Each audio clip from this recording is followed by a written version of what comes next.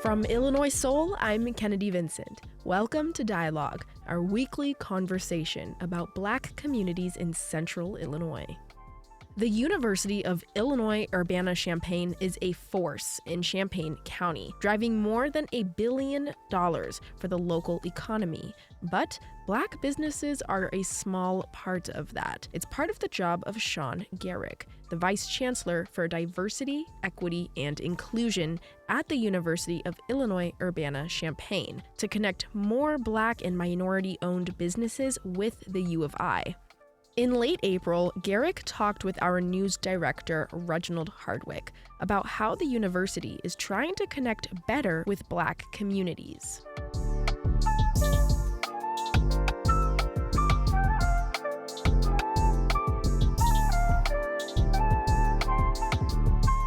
Since Illinois Soul focuses on Black and immigrant communities, how is the U of I partnering with Black communities here in Champaign-Urbana? That's a good question. I think there are a couple of things that we're doing. There's been renewed attention to public engagement and community engagement, and I believe Wanda Ward is leading that effort, and you may know of some of those activities. So that's one way in which we're trying to engage, locally, the Urbana-Champaign area and its constituents and its residents. A big part of that is to make sure that they see the university as its resource, as its place, i.e., you have folks from California who come to school here. You have folks from Hong Kong who come to school here, right? Similarly, we'd like folks from 10 blocks away to think of Urbana-Champaign as the place that they should go to school. So to really help accomplish that, you have to be in those spaces. We have a significant international population. We recruit internationally. We have a very good reputation. There's attention put into that. Likewise, we have to make sure that we put similar attention into our own backyard, right? We also have Associate Chancellor Chris Spann, who's looking at his portfolio currently is K-12 initiatives. And why is that important? Again, you might think, well, what's someone in the third grade? Why are we speaking to third grade students and their parents? Well, you want them to, again, think of this as their place. Where are you going to go to college, right? Just having them ask and answer that question, regardless of where they go, right? Having them engage in that conversation means that you're increasing the chances that they do go to college, right? So that becomes part of their vocabulary. Well, what we would like to do is, again, once that becomes part of their vocabulary, what we'd like to do is to have them know why they should come here. What's all the great things going on here, right? You look at all the ag tech that's going on. I don't think there's a better place to be than the University of Illinois Urbana-Champaign. You look at what's going on in regards to quantum computing. I honestly don't think there's a better place to be. You look at something like the Humanities Research Institute and the impact that has nationally. I don't think there's a better place to be. The question is, how do we make sure that someone 2 blocks, 2 miles, 200 miles away from here know all of that, right? And particularly with the Black community, there's a history of folks not feeling included, folks feeling that they are the university approaches them when the university wants something, whatever that might be. So we're trying to really flip the dynamic and have it more community-centric, i.e., we are a resource to you. What might be of value to you? How can we collaborate together on the things that help strengthen you, your families, your community, right?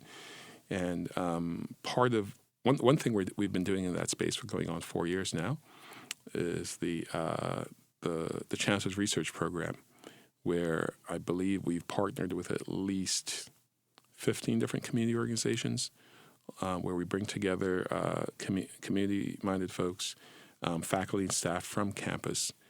And these are folks who have an idea that they believe can help address an equity issue, whether it's education, health, criminal justice. They believe that the university has something that it can bring to bear to improve their lives, their communities. And I think I hate to guess, but I think we've worked with at least 20, 25 different organizations. But in summary, it's about, again, making it community-centric as opposed to university-centric, where the community is something that we go to where we want to do something. Well, another thing that we're doing in that space is around business diversity. This is part of my portfolio. It turns out that the state has an aspirational goal for all universities to spend 30% of all expenditures within the diverse business community, right? So my office is leading that effort for the Urbana Champaign campus, and it's a significant amount of money. I think our annual expenditures are, I think, $1.2 or $1.4 billion. Imagine 30% of that going to, diverse businesses across the state. So we are working with the Black Chamber of Commerce. We're working with the Champaign Chamber and state leaders to figure out how can we be better partners to small businesses in terms of helping to facilitate more contracts for goods and services. But then also, are there things we can do on campus to help our own purchasers spend more with those businesses? So it could be streamlining payment processes, streamlining how people on campus use iBuy, which is our internal mechanism by which we select a vendor, and so on. If someone is listening to this and they're like, I've tried for years, what is the first step, that they can do to try to get some sort of vendorship or whatever with the university? I would say one thing to do is to, again, reach out to local organizations, like folks like the various chambers, right? Because they are more aware of initiatives that are already ongoing, okay? So that might be, let's say that's low-hanging fruit, Another thing would be reach out directly to our office. Because we have programming specifically set up to increase the use of diverse businesses by the university. Okay, I believe it was last April we had a Doing Business with Illinois event at the I Hotel. Very good turnout from folks across the state, where we really went over all of the mechanisms by which business people, vendors, can actually engage with the university. We even had a fair of sorts where we paired up vendors with people who purchased goods and services that were, well aligned with those vendors. There's really it's a huge opportunity. The impact is incredible. And what we're doing on campus right now is making more and more purchasers aware of, again, who the vendors are, what goods and services are available, and then making it very easy to make these purchases. I'll give you an example. One of the things that we heard from a couple of vendors maybe 2 or 3 years ago was that the university takes a long time to pay. So we buy their stuff, and they don't get their check until, 90 days later or 120 days later. I'm just guessing here. You can imagine if you're a small business and that was a fairly large order, you're on the hook for that while the university goes through its official processes.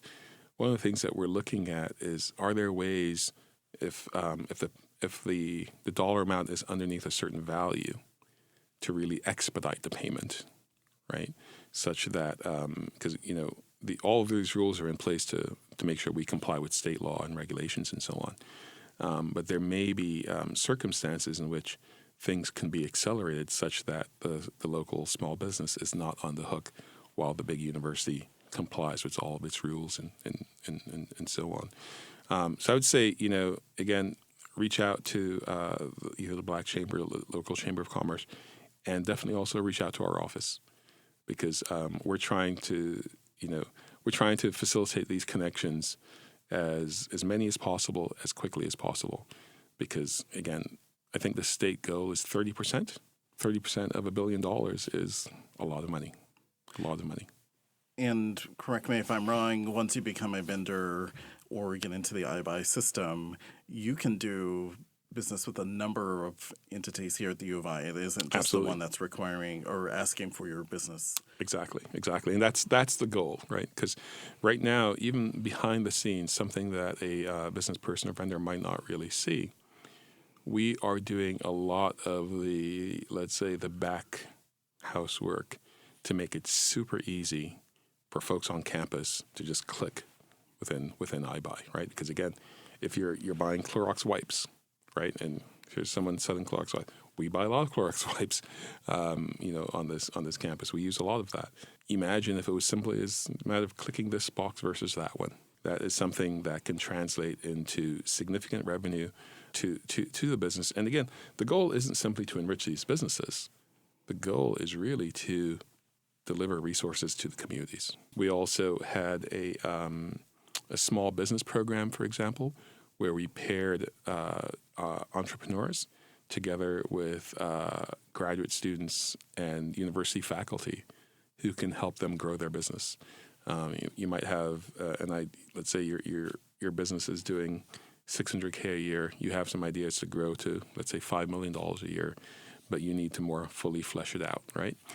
You may not have the resource to go to a place like Deloitte or McKinsey or one of these other consultancy firms, but with our small business program, you were able to come to us. We would put you together with a team who could look at your proposal, look at your problem, and figure out how to get to where you'd like to be and what some of the issues might be. So we're trying to find as many ways as possible, again, to bring the breadth, the depth, the scope of this university to bear on the community. I went to one of the Campus Community Compact meetings last summer, and I think you talked about it a little bit earlier. I remember people being very outspoken who were in the broader community, Black community, talking about, they only come when they want to do a survey for their international study or, and like you said, not feeling like they can come south of university. Right. And I know you talked about different initiatives to change that, but just for the people who may have been living here for decades, and they were very passionate because they felt like they have this world-class university and it just doesn't reach out until they want something. But what I'm hearing is that this administration hears that, you hear that, understand. I think it's a couple of things. Number one, given the size of the institution, it will take a while for it to reach everywhere, right? But I think Chancellor Jones and his entire leadership team has been extremely clear of how important this is, right? You have to think about it through the lens of, again, it's a public university. This public university should be anchored in its community, right? And it's all of its community. So we have to find a way to engage everyone across all of our enterprise, right? So it's not simply about coming to the university, although that's a huge part of it, attend the university. It's also about making sure, things that are going on in the performing arts and athletics are available to all of its community, right? When you think about summer programs for kids and their families, right? You have to make sure it's available to all of the community.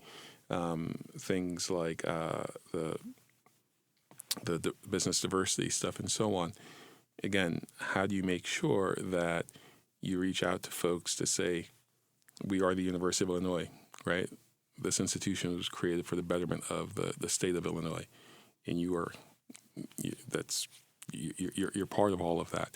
So while I do understand that there's been lots of frustration, and the interesting thing is, the frustration doesn't just build instantly. It takes time to accumulate, right?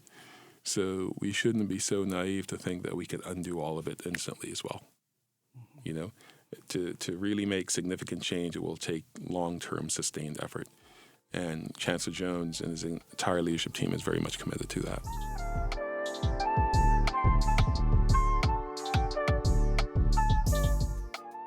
That's IPM News and Public Affairs Director Reginald Hardwick talking with Sean Garrick, the University of Illinois Vice Chancellor for Diversity, Equity, and Inclusion at the University of Illinois Urbana, Champaign.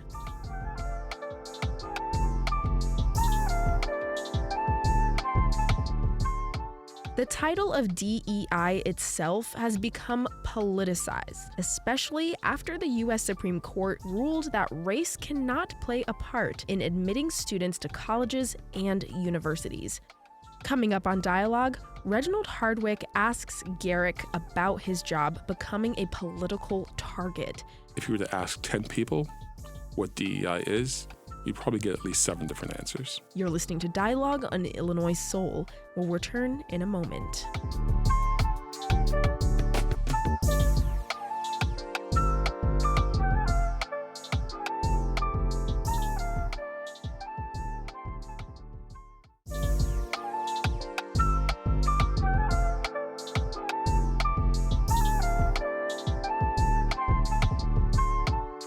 Welcome back to Dialogue on Illinois Soul. I'm Kennedy Vincent. This week, we're starting with Sean Garrick, the Vice Chancellor for Diversity, Equity, and Inclusion at the University of Illinois Urbana, Champaign. In our last segment, he talked about how Black and minority businesses can better connect with the University of Illinois Urbana, Champaign. In a little bit, he'll address the university's long-fraught relationship with Native Americans. But first, Garrick's title itself has become public enemy number 1 in some Republican-led states. Alabama is the latest state to outlaw DEI programs at public schools, universities, and other institutions. The governor, Kate Ivey, last week signed the sweeping measure into law. It prohibits any state funding for diversity programs. Under the new Texas law, which came to life as Senate Bill 17, all DEI hiring and training offices at public colleges are closing. More than 80 faculty members in 2 Texas public universities were fired for their previous jobs in diversity, equity, and inclusion departments. Under Florida law and a new Board of Governors regulation, public universities in the state of Florida are no longer allowed to use funds to support DEI initiatives on campus. As a result, UCF eliminated its vice president for diversity, equity, and inclusion. As we continued our dialogue with Garrick, IPM News and Public Affairs Director Reginald Hardwick asked him about his journey into higher education and holding a title that's so politicized. I am Vice Chancellor for Diversity, Equity, and Inclusion. In July, it will be 5 years. Prior to coming to the campus, I was at the University of Minnesota for 21 years, from summer fall of 1998 to summer of 2019. And my background is engineering. I'm a professor of mechanical engineering. And so I did that for quite a few years, rising through the ranks from assistant to associate with tenure and full professor and so on. And I believe it was in somewhere around 2016, I joined the provost's office, the office of the provost at the University of Minnesota, to really look at things as faculty retention, faculty development, and so on.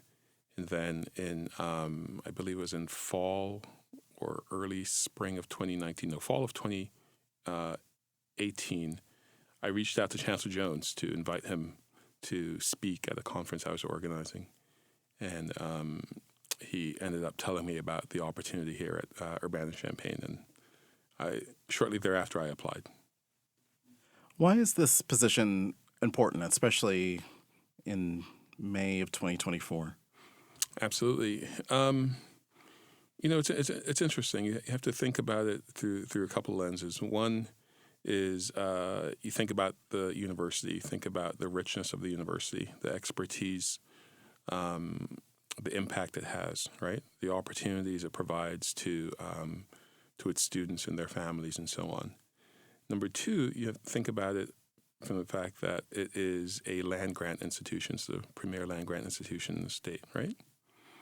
The question is, how do we make sure that we are being good stewards of that resource, right?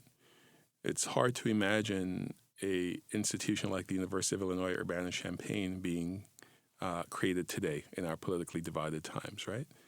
Imagine all the resources that would need to be set aside, the goodwill, the collaboration that would require to, from scratch, bring together something as great as this institution. I say all that because here we are with this fantastic university, okay, with a very diverse state. The question is, how do we make sure that we're bringing all of that excellence to bear on all members of our society, right? To me, that's what DEI is all about, DEI being diversity, equity, inclusion. I don't think it is something unto itself. It's a matter of, again, whether you think about it as the subject matter, something going on in a genomics laboratory or something going on at Cranert or something going on in athletics, right?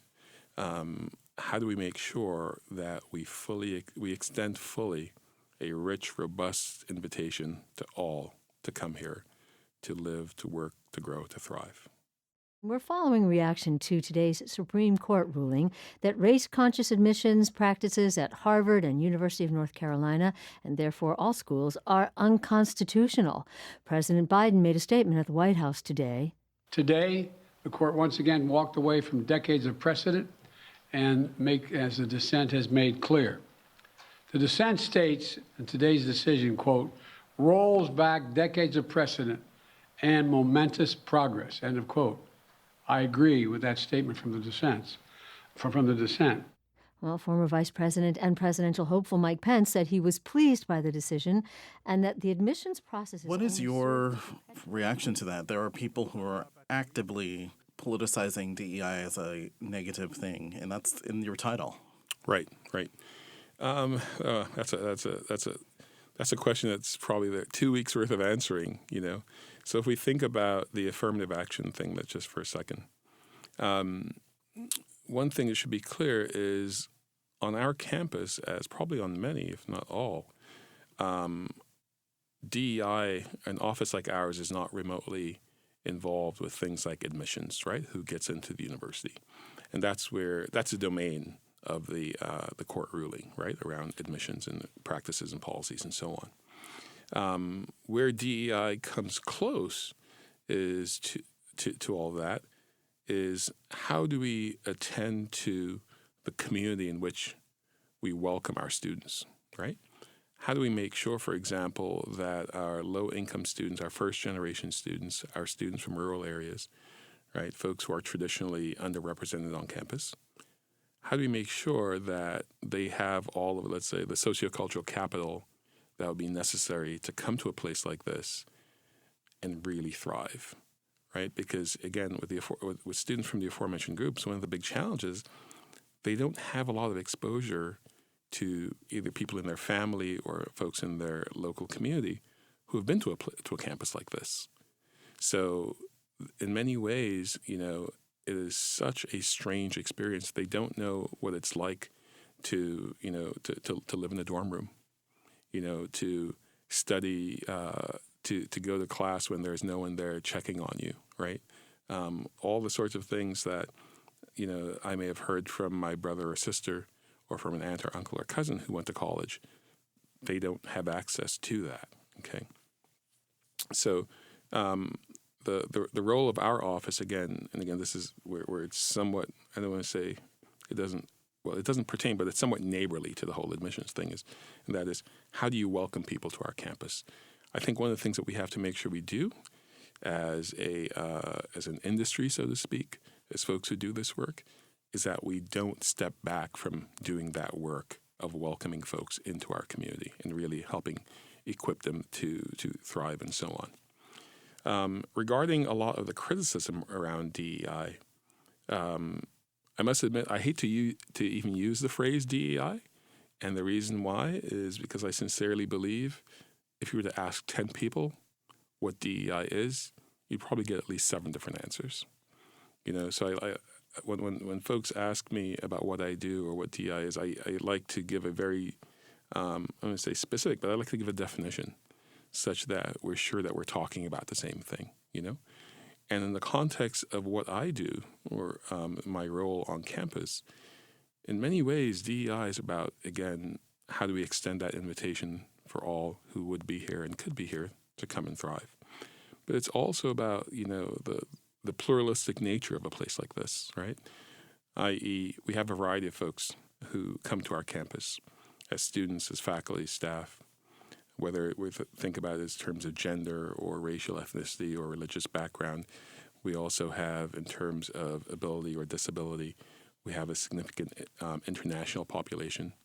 In my mind, all of those things help us create a more rich environment. The question is, yes, the environment is more rich, but are the interactions happening such that people benefit from the richness of the environment, right? Because if you're not doing that, then to a certain degree, it's performative at best, So the big part of DEI there that I think is really important is the inclusion piece. How do we speak to everyone, and how do we, again, fully invite everyone to take advantage of this space? My background is in engineering, and I remember sometime over the past 10, 15 years, it became widely known that one of the best ways in which you can improve student outcomes in STEM or in engineering is to provide students with undergraduate research experiences, because that helps better connect them to the actual subject matter that they came here for, The University of Illinois is not renewing their contract with the school's first associate vice chancellor for Native Affairs. Jackie Rand is a citizen of the Choctaw Nation of Oklahoma. She was appointed in 2021 to mend relationships with Native tribes pushed out of central Illinois. Rand says the university never... I know you can't talk about the specifics of that, but what is the commitment to Native affairs at the U of I, especially in light of having a mascot that was so problematic for decades and hundreds of ancestral remains at the museum and such? What is the commitment to Native cultures and affairs? This is something Chancellor Jones and I are deeply committed to. And I would say what we're trying to do is to build relationships between the institution and our tribal partners. Okay? Associate Vice Chancellor Rand has done some outstanding work. You may know about, for example, our Indigenous Pathways program, which the goal of which is to bring Native youth to campus every summer, again, to expose them to the university, such that when it's time for them to think about their own future, educationally or otherwise, they know that Illinois or a university should be part of that future, We're in the second year of that program. We're recruiting for our second cohort right now. Just today, I met with the president of the American Bar Association. She's on campus at the invitation of the Center for Indigenous Science. Again, another instance of the campus, putting its flag in the ground about what we are deeply committed to. I think all of these things, again, the individuals are important, but it goes beyond the individuals. It's a deep relationship that we're trying to build between the institution and our tribal partners, again, for the betterment of the residents of the tribes who are removed. What makes you most proud about being at the U of I, and where could we improve, especially in the realm of DEI? It's interesting, So, I've always known about this university. Again, being an engineer, and in my particular brand or flavor of engineering, it's computational sciences. And I remember being in grad school, coming here to visit NCSA for a week-long seminar on how to program symmetric multiprocessing computers. At the time, a large number of processors was like 128 or 512. Now, of course, a large number is 2 orders of magnitude more than that. And NCSA and so on are still leading all of that. All that to say that, all the greatness in STEM and computer science and computational sciences I've been familiar with for a very, very long time. What I wasn't familiar with, and I don't know if this is a direct answer to your question, but what I wasn't familiar with is how there's greatness sprinkled all throughout the campus. It is not simply a STEM place.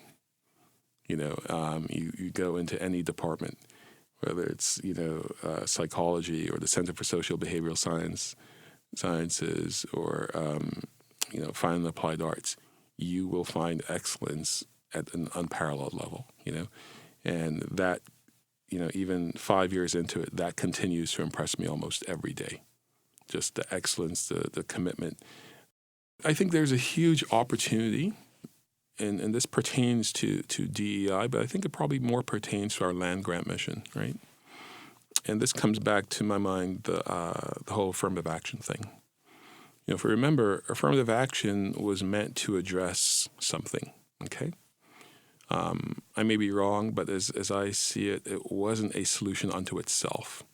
It was to help improve a situation. So let's suppose that, for whatever reason, affirmative action is no longer in place. I think it's really important for us to consider what is the thing that affirmative action is trying to address, right? And put affirmative action entirely aside and ask ourselves the question, how can we bring the best of who we are and what we are to bear on educational disparities across the state and across the country?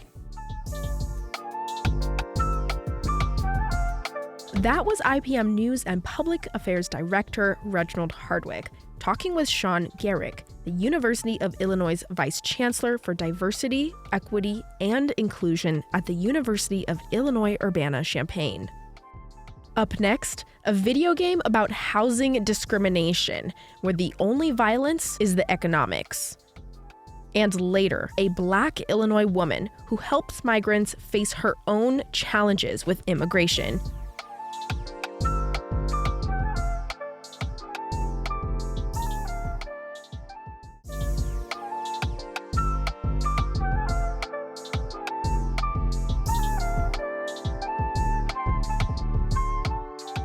Welcome back to Dialogue on Illinois Soul. I'm Kennedy Vincent. Video games are bigger than movies and music combined. What can the games and vast industry that surrounds them teach us about economics, business, careers, and equity? David Brancaccio recently visited Detroit to learn about a video game about housing discrimination, where the only violence is the economics. We all know .com. Time to meet Dot, short for Dorothea, a character in a two-dimensional interactive video game out of Detroit called Dot's Home. In this dreamlike sequence, Dot has found a portal back in time. She gets a hold of a magic key and travels through time to figure out that these choices that her family has made about their housing and opportunity, they are not easy. Cristina Rosales is a community activist and co-creator of the game, which is free on Steam or mobile platforms. We wanted to tell a multi-generational story because when you think about housing disadvantage, it is cumulative. It has the ability to get worse and worse the worse your family is, and it has the opportunity to get exponentially better if you come from a place of privilege and wealth. Dot and game players moving through the game with Dot get to hear about her grandparents' roots as sharecroppers in the South who moved to Detroit for better lives working in car factories. In search of a place to live, they run into discrimination and predatory practices. These require tough choices. The game has dialogue balloons like a comic book. We'll read out a few. We want the house, but that Murphy fellow is just making us choose between a contract for deed or renting the place. When banks refuse to lend to black people, real estate companies might draw up something called a contract for deed. It's like rent to own. Under some circumstances, these can be dicey. Fail to pay on time even once, start over. Your equity vanishes. Never mind the fact that it could take us between 5 and 50 years to pay the house off in the first place. I just wish we could get a loan. The grandparents back in the late 1950s. Dot's parents come to their own crossroads in the early 1990s, whether to stay with bonds of community in the city or move out to, quote, nicer suburbs. Here are the choices for game players. Somewhere where you and your kids can grow without worry. A street where everybody knows your name. A neighborhood where you shop at the supermarket without being stared at. My name's Evan Narcissus, and I'm part of the creative team on Dots Home. I was a lead writer and kind of narrative designer. When you think about video games, I think the predominant image in most people's heads are like really violent first-person shooters, power fantasies. But video games, like movies, like books, like music, they can be a storytelling medium, and you can tell lots of different kinds of stories within that medium. Among his many credits, Narcissus has worked on 3 Spider-Man games. To join us. The idea of trying to talk about social issues and policy through a video game fascinated me. But then you get to, quite honestly, the blackness of it all. You know, like housing justice is something that impacts marginalized communities, Black folks in particular.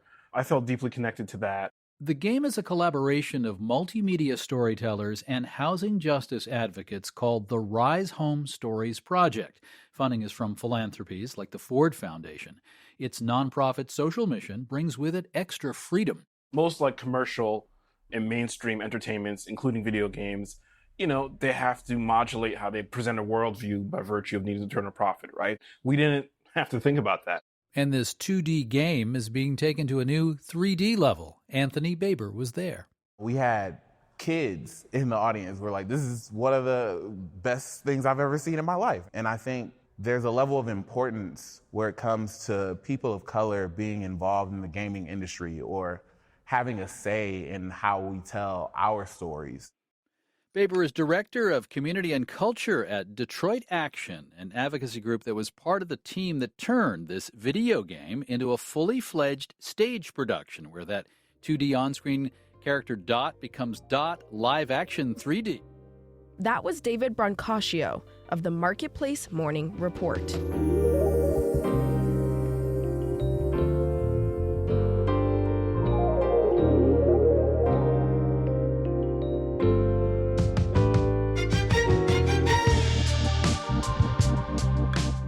A Northside Chicago woman was one of the first advocates to help migrants when they were sent to the police stations. She's an immigrant herself, living here on a religious visa. Due to the backlogs with federal office that oversees immigration, she and her husband are having a hard time finding a path to stay in the United States legally. Adriana Cardona Magigod of Chicago NPR station WBEZ has her story. In the fall of 2022, on a cool Friday night, Louisette Kral was out and about on Devon Avenue on the sidewalk outside her small church. She was coordinating a free clothes pop-up store for newcomers who were staying at a nearby YMCA in Rogers Park.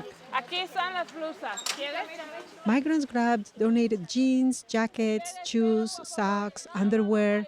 Louisette helped them sort through items. Her husband, Ed Kral, played music and passed out hot chocolate and pizzas.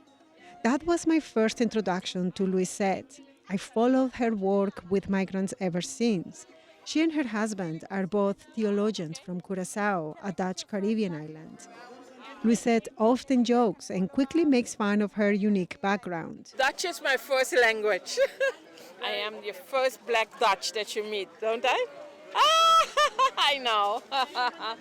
Yo soy de la isla Curaçao. She's easy to talk to, never afraid of approaching people on the streets, and quickly shifts between languages, English, Spanish, or Papiamento. Louisette's work with migrants is all as a volunteer. She's worked with refugees and other immigrants before, but this has become a big calling. She knows how tough it is for migrants to stay here legally because keeping a legal status in the U.S. has been tough for her too. She recalls when she and Ed started helping migrants in Rogers Park, where they also live.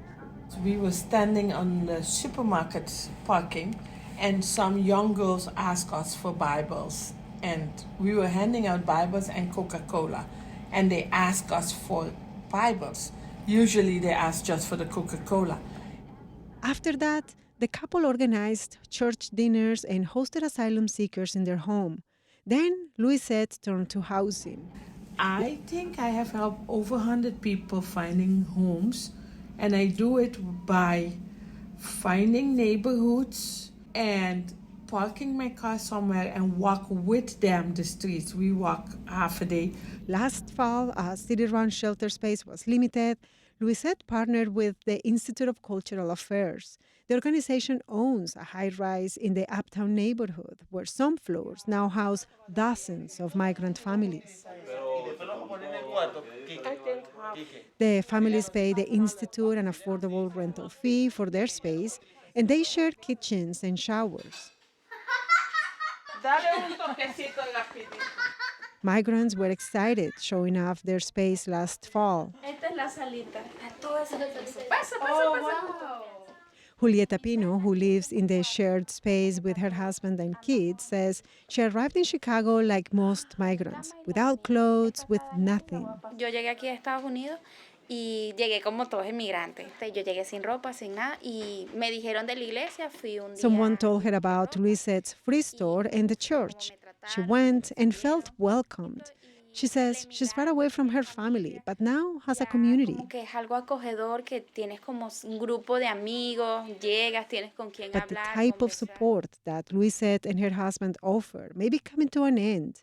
The Kralls have maxed out extending their religious visa. They've lived here for 12 years. Chicago has become a home to them, but they might have to leave this spring because, due to backlogs with immigration, applying for permanent residency will take years. I just want to tell you how broken the system is. If I have to move, I can go. Where will you go? I have no idea. Louisette highlights the irony of the situation, helping migrants get through challenges when she and her husband are navigating their own. Adriana Cardona-Magigad, WBEZ News.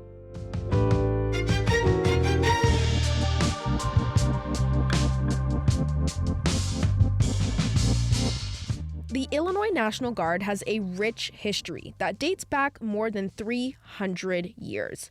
Across 3 centuries, the Guard has never been commanded by an African American or any person of color until now. Earlier this month, at a ceremony in a high school gymnasium outside Springfield, Major General Rodney Boyd became the 41st Adjutant General of the Illinois National Guard. General Boyd recently talked with Brian Mackey, the host of the 21st show. Here's a portion of that conversation. Well, I grew up on the south side of Chicago, and not far from where I grew up is the General Jones Armory. It's an infantry unit, and I used to attend the Bud Billiken Day Parade, which is a predominantly African-American parade held right before the start of the school year.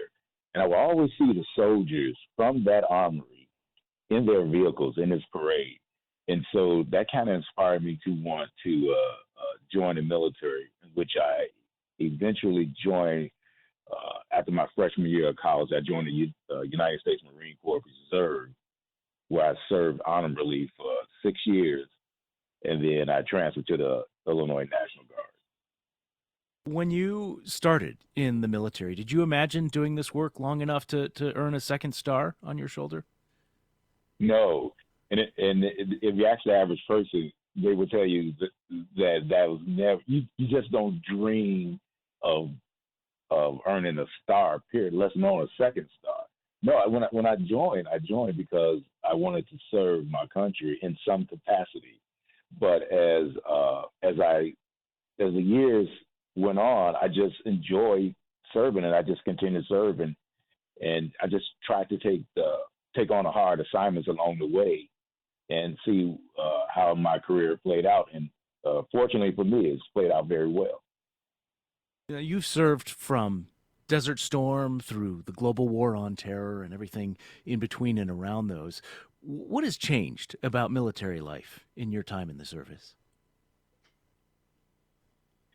Well, so we're all volunteer army. So the good news is that we still have some remarkable citizens that are raising their right hand and joining our ranks across all the services, not just the Army.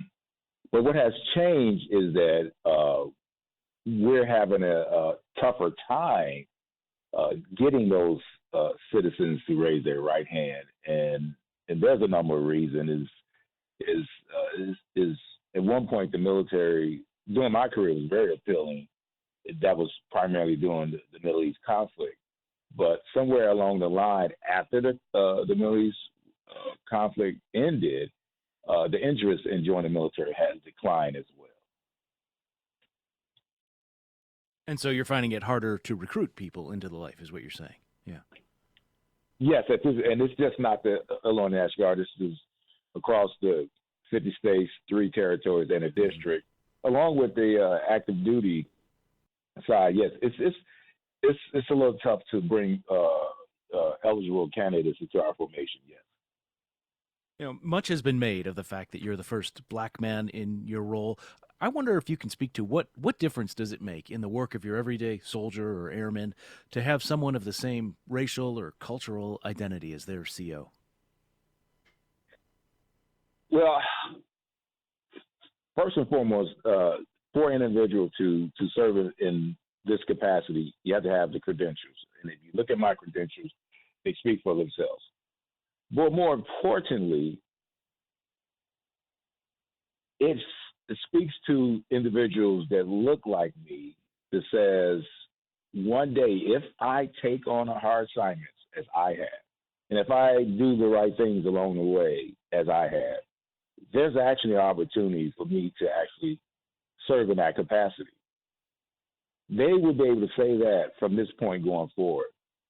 Maybe not until I accepted this role, but certainly now they can look out and say, I have an opportunity. If you want to hear the complete conversation of Major General Rodney Boyd, the new commander of the Illinois National Guard and the first black person to hold that post, go to the website of the 21st Show. That's 21stshow.org. And that wraps up this week's conversation. Dialogue's executive producers are Needhi Shastri and myself, Kennedy Vincent. Contributing producers include our news and public affairs director, Reginald Hardwick. Dialogue's theme song is produced by Lamont Holden and production assistance by Steve Mork. Dialogue is an Illinois Soul production and a part of Illinois Soul and Illinois Public Media. Join us for our next dialogue every Saturday morning at 11 and Tuesday nights at 7 p.m. on Illinois Soul FM 101.1 and WILL AM 580 Wednesdays at 8 p.m.